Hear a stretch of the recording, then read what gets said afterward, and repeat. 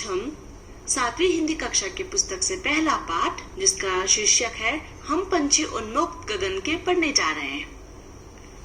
ये एक कविता है जिसको शिवमंगल सिंह सुमन ने लिखा है और इस कविता में पंछी अपने विचार हमसे व्यक्त करता है। चलिए आगे पढ़ते हैं और देखते हैं कि पंछी हमसे क्या कहता है। हम पंछी उन्मुक्त गगन के पिंजर बंद ना गा पाएंगे, कनक तीलियों से टकराकर पुलकित पंख टूट जाएंगे। हम बहता जल पीने वाले मर जाएंगे भूखे प्यासे, कहीं बली है कटुक निबोरी कनक कटोरी की मैदा से। बच्चों, जैसा कि आप यहाँ पर एक चित्र देख पा रहे हैं और ये जो दो अभी स्टैंजा पढ़ा है मैंने, उसमें पंछी ये बोलते हैं कि ये पंछी है उन्मुक्त गगन के, वो उड़ना चाहते हैं, गगन को देखे बिना सब हर जगह गाना चाहते हैं और फिर वो कनक तीलियों से टकराकर पुलकित पंख टूट जाएंगे। यानी कि बोलते हैं कि जो कनक यानी बिल्कुल गोल्डन उन रेस से टकराकर वो उनका पंख टूट जाएगा उड़ उड़ कर, और वो है जो बहता पानी पीते हैं और वो भूखे प्यासे मर जाएंगे अगर उनको एक पिंजरे में खाना दिया जाए तो। स्वर्ण श्रृंखला के बंधन में अपनी गति उड़ान सब भूले, बस सपनों में देख रहे हैं तरु की फुनगी पर के झूले। स्वर्ण श्रृंखला के बंधन में अपनी गति उड़ान सब भूले, यानी बोलते हैं कि चाहे सोने जैसा हमारा पिंजरा क्यों ना हो, मगर हम अपनी गति से गाना चाहते हैं, हम खुद उड़ान बढ़ना चाहते हैं। और वो सपनों में देख रहे हैं कि अलग अलग पेड़ों के डालियों पर कैसे झूल रहे हैं। आगे बढ़ते हुए, ऐसे थे अरमान के उड़ते नीले नभ की सीमा पाने, लाल किरण से चोंच खोल चुपते तारक अनार के दाने। बोलते हैं कि उनका एक सपना है कि वो कैसे नीले नभ में, नीले आसमान में उड़ रहे हैं और वो साथ में साथ अपने मर्जी से अनार के दाने चुग रहे हैं। होती सीमाहीन क्षितिज से इन पंखों की होड़ा होड़ी, या तो क्षितिज मिलन बन जाता या तंती सांसों की डोरी। नीड न दो चाहे टहनी का आश्रय छिन बिन कर डालो, लेकिन पंख दिए हैं तो आकुल उड़ान में विघ्न न डालो। तो बच्चों, पंछी कहते हैं कि वो बिल्कुल सीमाहीन उड़ना चाहते हैं। क्षितिज माने इंग्लिश में हम हराइजन जिसको बोलते हैं, उससे ऊपर वो उड़ना चाहते हैं। चाहे वो क्षितिज उनको रोके भी या उनके साथ उनका दोस्ती हो जाए, मगर वो उड़ना चाहते हैं। और फिर आखिरी लाइन में वो बोलते हैं कि अगर उनको पंख दिया है तो उनको कृपया उड़ने दे, उनको कोई रुकावट ना डाले। तो बच्चों, इस कविता के माध्यम से कवि हमें कहना चाहता है कि पंछियों की तरह मनुष्य भी उड़ना चाहता है और सबको उड़ना चाहिए। शुक्रिया। तो बच्चों, हमने अभी कविता पढ़ा है। अब समय हो चला है कि हम अभी इसके पीछे दिए गए प्रश्न अभ्यास को कर ले। तो सबसे पहले हमें दिया गया है कविता से 3 प्रश्न। चलिए इन प्रश्नों का उत्तर देने की हम कोशिश करते हैं। सबसे पहला प्रश्न है, हर तरह की सुख सुविधाएं पाकर भी पक्षी पिंजरे में बंद क्यों नहीं रहना चाहते? तो बच्चों, जैसे मैंने आपको बताया था कि पक्षियों के पास पंख है ना, तो चाहे वो सोने का भी पिंजरा हो, वो उनमें नहीं रहना चाहता। तो इस प्रश्न का उत्तर कुछ हम ऐसे दे सकते हैं कि हर तरह की सुख सुविधाएं पाकर भी पक्षी पिंजरे में बंद इसलिए नहीं रहना चाहते क्योंकि उनके पास पंख है और वो उन्मुक्त गगन में उड़ना चाहते हैं।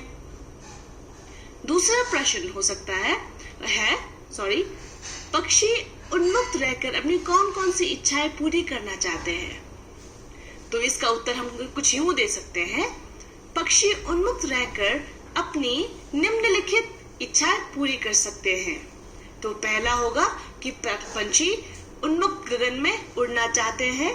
दूसरा हो सकता है कि पंछी बहते पानी को पीना चाहते हैं। तीसरा हो सकता है कि पंछी अनार के दाने को चुगना चाहते हैं, और चौथा हो सकता है कि पंछी जाके क्षितिज के पास उड़ना चाहते हैं। तो बच्चों, तीसरा प्रश्न हमारे पास आया है, भाव स्पष्ट कीजिए। इसमें 2 लाइन है, या तो क्षितिज मिलन बन जाता या तंती सांसों की डोरी। अब ये जो 2 लाइन है, भाव स्पष्ट कीजिए का मतलब है कि हमें इसको आसान तरीके में अपने शब्दों में लिखना है। तो हम कुछ यूं लिख सकते हैं कि पक्षी इस कविता में कहना चाहते हैं कि वो उड़ के क्षितिज के पास जाना चाहते हैं, और क्षितिज या तो उनका दोस्त बन सकता है, और या तो क्षितिज के पास कड़ी धूप की वजह से उनकी सांसें खत्म हो सकती है, यानी वो मर सकते हैं। तो हम इन कविता से आए हुए प्रश्नों को कुछ यूं जवाब दे सकते हैं। अब इसके बाद हमारे पास दूसरा अभ्यास है, कविता से आगे, यानी अब हमें खुद अपना दिमाग लगाकर लिखना है। तो पहला प्रश्न इसमें आया है, बहुत से लोग पक्षी पालते हैं, पक्षियों को पालना उचित है अथवा नहीं? अपने विचार लिखिए। क्या आपने या आपकी जानकारी में किसी ने कभी कोई पक्षी पाला है? उसकी देखरेख किस प्रकार की जाती होगी? लिखिए। तो बच्चों, आपको क्या लगता है कि पक्षियों को पालना क्या उचित है? अगर उनको हम दाना पानी वक्त पे ना दे पाए तो क्या वो उचित हो सकता है? तो अपने विचार आप अपने शब्दों में लिखिए। और ख का प्रश्न, आपने कहीं अपने जानकारी में, किसी पड़ोस में या किसी को पक्षी पालते हुए देखा है?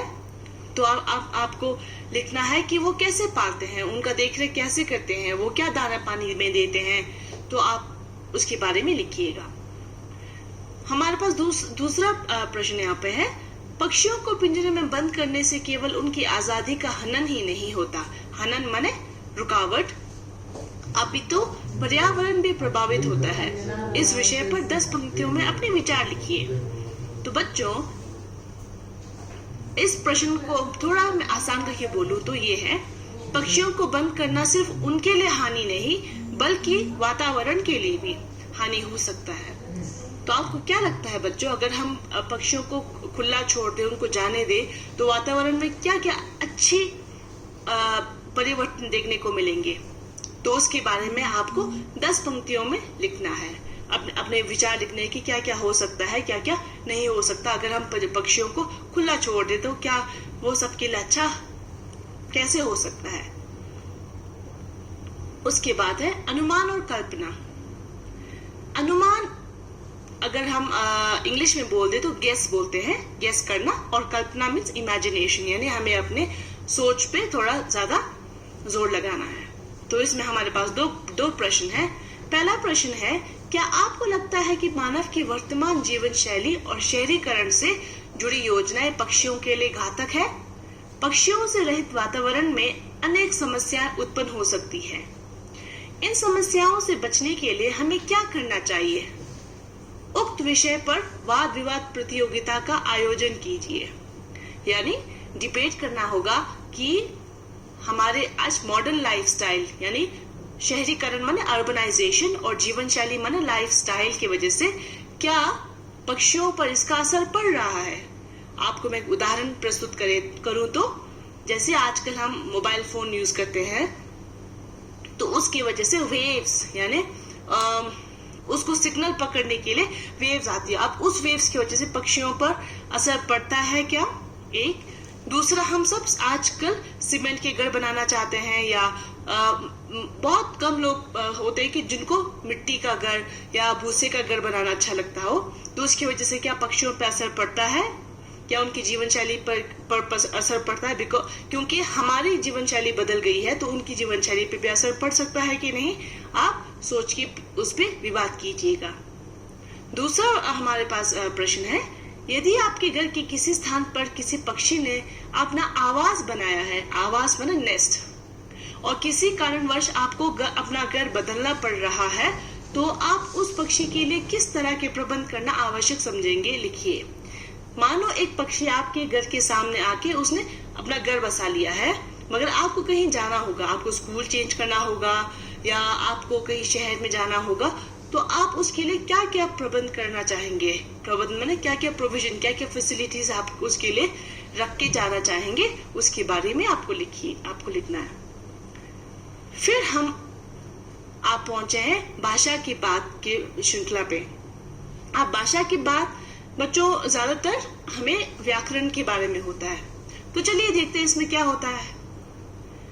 सबसे पहला प्रश्न है, स्वर्ण श्रृंखला और लाल किरण सी में रेखांकित शब्द गुणवाचक विशेषण है। कविता से ढूंढकर इस प्रकार के 3 और उदाहरण लिखिए। बच्चों आपको विशेषण पता होगा क्या होता है, जिसको इंग्लिश में हम एडजेक्टिव कहते हैं, यानी किसी व्यक्ति, वस्तु, स्थान का जो गुण बताते हैं उसे हम विशेषण कहते हैं। तो इसमें गुणवाचक विशेषण यानी क्वालिटेटिव एडजेक्टिव हमें बताना है। स्वर्ण श्रृंखला यानी गोल्डन पार्ट, लाल किरण रेड रेस, अगर मैं आसान आपको इंग्लिश भाषा में बता दूं तो ये है। तो वैसे ही आपको 3 और उदाहरण आपको कविता से ढूंढ के आपको लिखना है। और हमारे पास दूसरा प्रश्न यहाँ पे है, भूखे प्यासे में द्वंद्व समास है। इन दोनों शब्दों के बीच लगे चिन्ह को समासिक चिन्ह कहते हैं। इस चिन्ह से और का संकेत मिलता है, जैसे भूखे प्यासे, भूखे और प्यासे। इस प्रकार के 10 अन्य उदाहरण खोज कर लिखिए। तो बच्चों जैसे कि समास यानी हम बोलते हैं कि अलग अलग करते हैं, जैसे रोटी शोटी, घर वर, तो बोलने का तरीका है कि घर और वर, मगर यहाँ पे द्वंद्व समास में हमें ये समझ आता है कि कैसे भूखे प्यासे को एक छोटा सा चिन्ह, समासिक चिन्ह लगाकर अलग कर दिया है और हमने और नहीं लिखा है। जैसे काला सफेद यानी काला और सफेद लिखने के बजाय हमने काला और सफेद के बीच में एक समासिक चिन्ह लगा दिया है। तो वैसे आपको 10 और अन्य उदाहरण खोज कर लिखना है। और देखिए कि आपको ये समासिक चिन्ह आप किन किन शब्दों के बीच लगा सकते हैं। अब अपने आसपास के वातावरण को देख के या हर रोज की रोजमर्रा की जिंदगी में आपको सोचकर लिखना है। तो मुझे उम्मीद है बच्चों आपको ये अभ्यास आसान हो जाएगा आपके लिए, और ना हो तो अगर आप फिर से एक बार कविता को पढ़ लेंगे या इस प्रश्न को फिर से पढ़ लेंगे तो आपके लिए आसानी होगी। शुक्रिया बच्चों।